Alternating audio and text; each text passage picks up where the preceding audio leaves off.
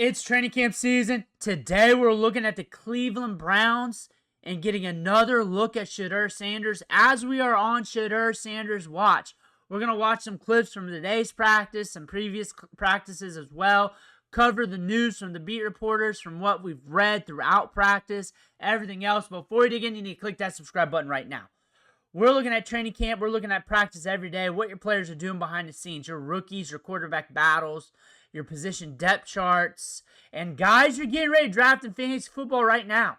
That's important. You need to know who those mid-round picks are, those guys who are climbing depth charts to help you win your leagues. Click that button, stop missing out. But we're looking at Shedeur Sanders today, starting off with the beat reporters. And we're looking at how they started off practice here. And you may not like the sound of it, but goal to go, 11 on 11s. 2 plays for Flacco with the starters. Then Gabriel enters with the second team. Next, Sanders wraps up that session with a pair of plays with the 3s. And from what I've read from other beat reporters is that the usage of the quarterbacks was pretty much the same compared to the previous practices. Gabriel was getting more work. Flacco came in with the 1s, which is to be expected. But when we get to the clips and we get to hearing about Shedeur Sanders, he's cooking. He's cooking. He's looking good. And I was expecting this. I was expecting him to cook. I was expecting the coaching staff to look at Gabriel more. And Kenny Pickett got some work on 7-on-7s. Gabriel threw a touchdown. Pickett threw a touchdown. Here's some of the highlights from the day. And then I got some of the other practices in as well. Globally, from what I've read from beat writers, they are saying that it was a good day for the offense in general, good day for the quarterbacks. Shedeur made some pretty passes today. We'll see the completion rates by ESPN Cleveland. I'm ahead of that. Practice just ended. So I collected clips during practice. I refresh all the beat reporters. I keep reading everything they say. And then I also done this so much over the years that I kind of got a feel of them. It's objective. But I feel like Shedeur stacked another day. I feel like the coaching staff is going to be very slow with this process with Shedeur Sanders. They want to see the hamstring guys out. I'm talking about Kenny Pickett and Dillon Gabriel. They've been out of practice. They have been in with 7-on-7s. Gabriel got some 11-on-11 work. He's going to be in the preseason game. He's going to be starting it. Gabriel will be. From what I read from Mary Kay Cabot, from what I've understand on the interviews, but prior to practice, it sounds like what I was requesting the last video wasn't happening. And I was requesting, hopefully a beat writer would listen, that they would push these coaches a little bit more. Stefanski's not talking about the workload of the quarterbacks in practices, not bringing that up, still remaining stoic, sealed off with his responses and answers. How practice is being worked. Flacco's the guy. Flacco is going to win the job by default. That's what's going to happen here. Flacco's going to get the job. He's going to announce things after the Philadelphia game. That was mentioned by one of the beat writers from the interview. He mentioned it in the interview. Beat writer relayed it on Twitter. And I refreshed all of them. From Fred to Danny to Mary to Ashley to another guy. Shedeur Sanders has to keep cashing out. And Shedeur Sanders has to keep playing well. I know a lot of people come here for Shedeur Sanders. A lot of people come here for the Browns as Browns fans. A lot of people come here due to my fantasy football analysis, and they like hearing my commentating. So I get it from all different angles. What we're seeing here for the Browns is a conservative coaching staff who are playing, who's strategizing not to lose and not opening things up, trying to win. everything we've seen so far, Shedeur Sanders, at minimum, and some people will argue against that, but at minimum, there's a lot more opportunities in practice. And I think this team needs to take a look at him. And we're not even saying directly, I'm saying like a look, like a series in practice.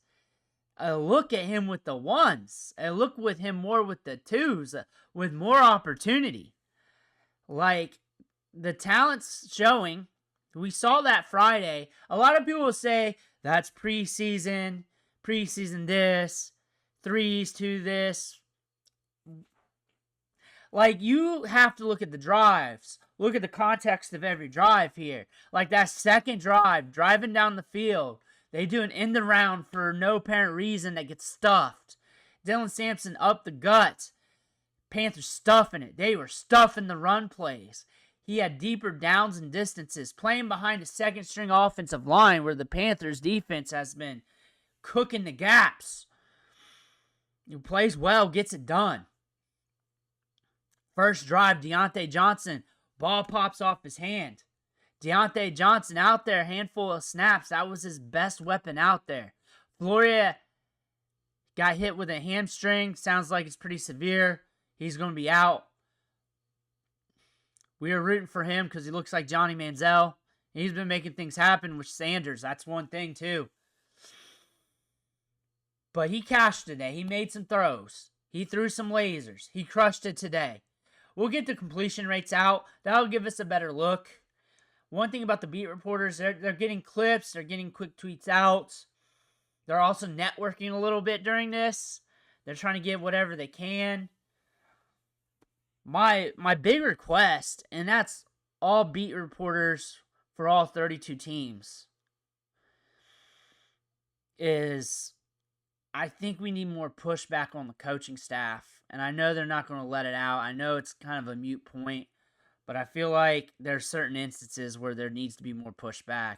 Like, at least a question asked, and we get to see the coach look the other way, ignore it.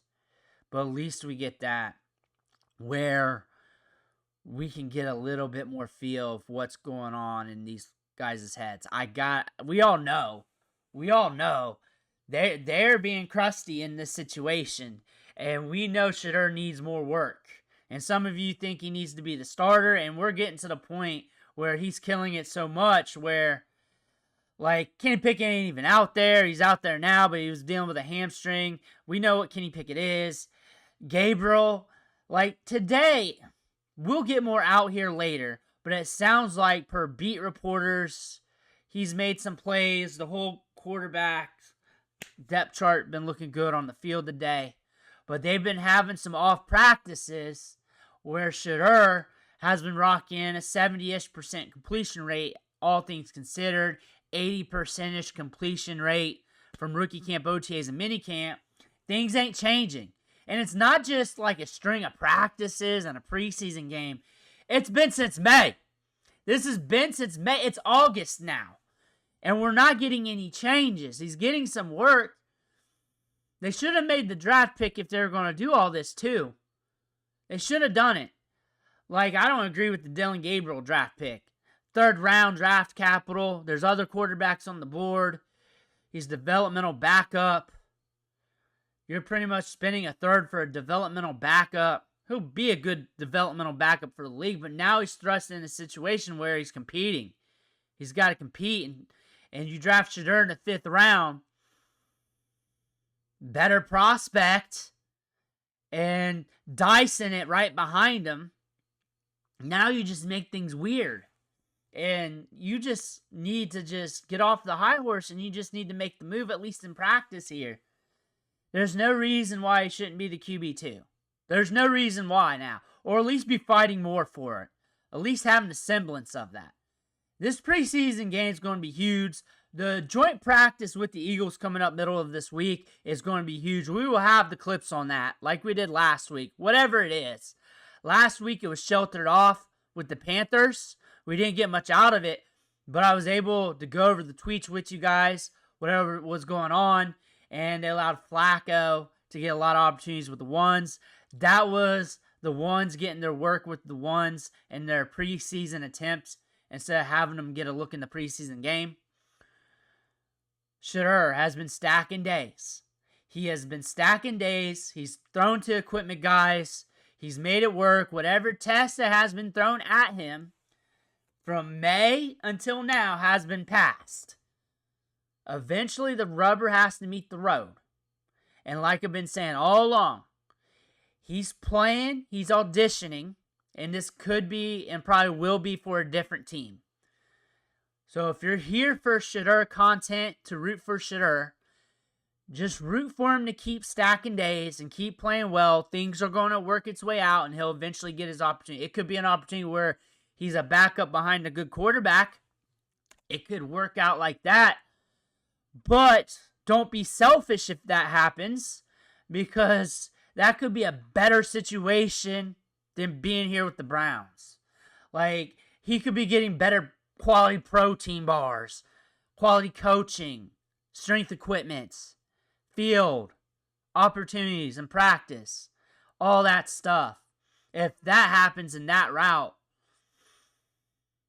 But if you're rooting for Shedeur, you're rooting for him to keep stacking days and understanding that the Browns are the Browns.